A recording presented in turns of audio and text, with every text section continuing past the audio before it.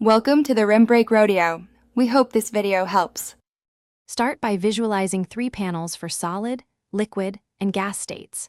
Solid particles stay close and vibrate in place at low energy. Draw them as tight circles in a grid with short vibration arrows. Liquid particles move past each other with moderate spacing and energy. Show them as loosely packed circles with small flow arrows. Gas particles are widely spaced and move rapidly with high energy. Represent them as scattered dots with long motion arrows and varying directions. Focus on arrows, color, and spacing to show energy and motion. Use short vibration arrows for solids and long motion arrows for gases. Color the arrows red for increasing energy and blue for decreasing energy changes. Indicate heating with a red arrow labeled plus delta E and cooling with a blue delta E so viewers know direction.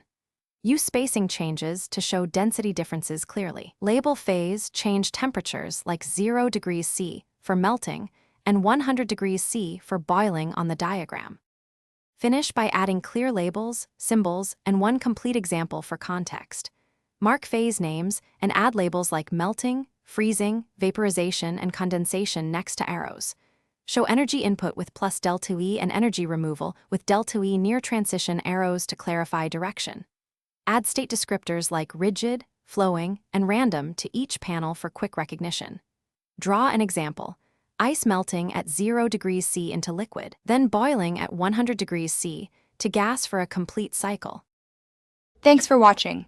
Consider subscribing if we helped you.